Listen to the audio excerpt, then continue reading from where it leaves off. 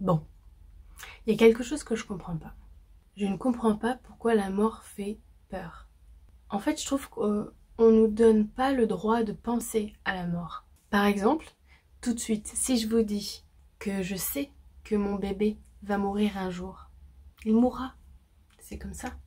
Vous allez vous dire probablement, mais elle est folle, pourquoi elle pense à ça? Elle veut que son bébé meure? Pourquoi même penser à quelque chose d'aussi horrible? Mais en fait, pour moi, c'est juste une vérité. C'est la vérité.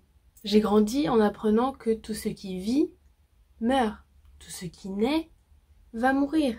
J'ai donné la vie et donc automatiquement, irrévocablement, je sais que cette vie que j'ai donnée va se finir un jour.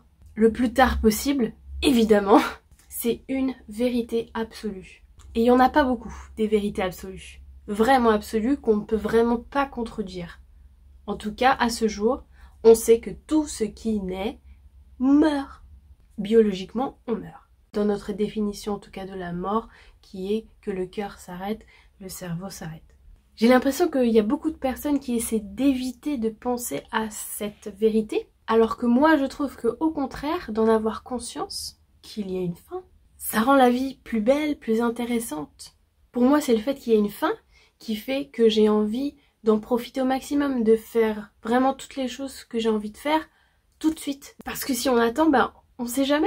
Si j'ai envie d'un truc, dans la mesure du raisonnable, je vais le faire le plus rapidement possible. Et dans beaucoup de mes décisions, c'est vrai que je pense à cette éventualité de la mort. De ma mort, de la mort de mes proches. C'est quelque chose avec lequel je vis.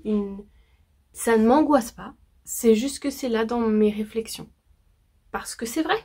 C'est juste quelque chose à prendre en compte, à mon avis. Par exemple, quand j'ai pris la décision de mettre au monde un enfant, j'ai pensé à ça. Forcément, vu que j'ai donné la vie, j'ai pensé tout de suite que j'allais donner la vie à un être qui allait ensuite mourir. Donc il fallait pour moi que je donne du sens à cette décision de donner la vie. J'ai mis au monde mon fils en imaginant toutes ces merveilles qu'il verra dans ce monde, toutes ces choses magnifiques qu'il pourra apprendre, et aussi tous ces instants magiques qu'il pourra vivre avec sa famille, ses amis, et avec lui-même aussi en explorant sa vie intérieure. S'il est comme moi en tout cas. Et bien sûr qu'il vivra quelques expériences déplaisantes, comme tout le monde en fait.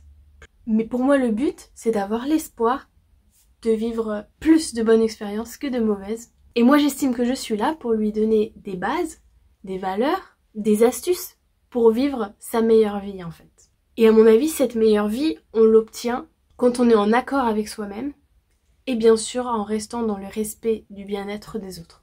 En fait, j'ai connu des gens terrorisés par la mort.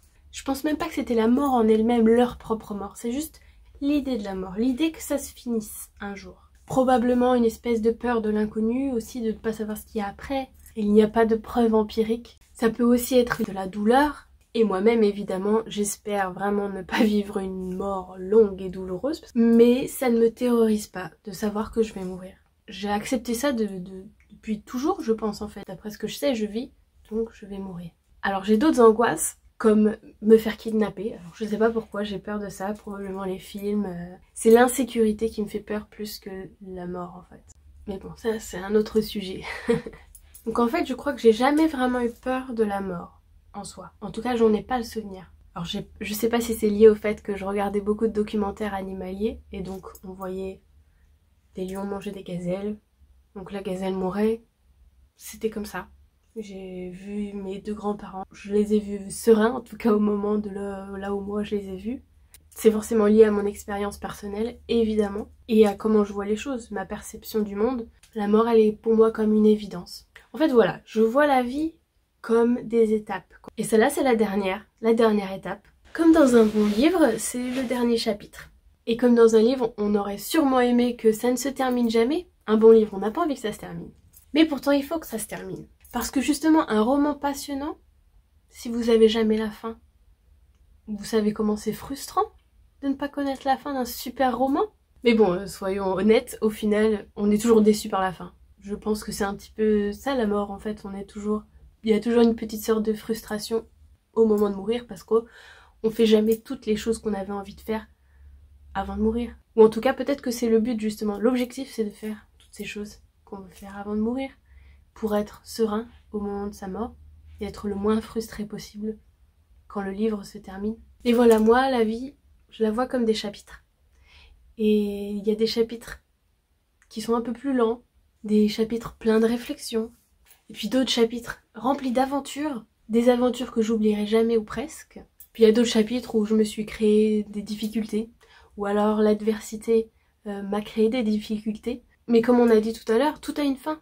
Donc même les difficultés, même les moments difficiles, les peines, les douleurs, tout a une fin.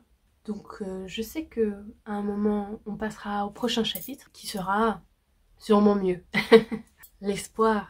Par contre, c'est ça, au moment de la difficulté, en général, on a du mal à se rendre compte que ça va se finir et qu'on va pouvoir passer au prochain chapitre bientôt, comme après une rupture, ou comme après s'être fait virer de son emploi, ou justement quand on perd un proche. Ma grand-mère est décédée juste après avoir filmé cette vidéo. Et surtout, je dis pas que je ne souffre pas, au contraire, mais je dis juste que j'accepte que la vie s'arrête. La mort est totalement hors de notre contrôle, en tout cas la plupart du temps. Alors soit on se fiche dans le temps, en colère, en essayant de se battre contre la mort, ou soit on accepte. La vie continue, et ça ne veut pas dire qu'on oublie.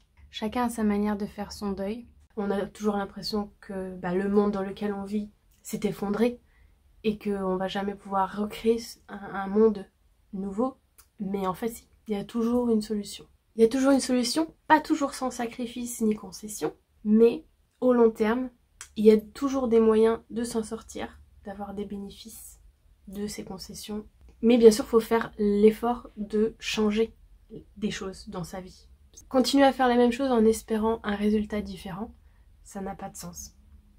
Bon, la sociologie nous le dit, on est loin d'avoir la main sur toutes les cartes en notre possession, mais il est certain qu'avec les cartes qu'on a, on peut toujours faire quelque chose. On peut toujours améliorer quelque chose. Si tant est qu'on y prenne le temps, qu'on trouve le temps, mais si vous êtes ici à m'écouter, c'est que vous avez un petit peu de temps, au moins un petit peu, pour penser à vous-même, pour penser à ce que vous avez envie de faire, pour penser à ce que vous voulez faire dans la vie. Soyez acteur de votre propre vie.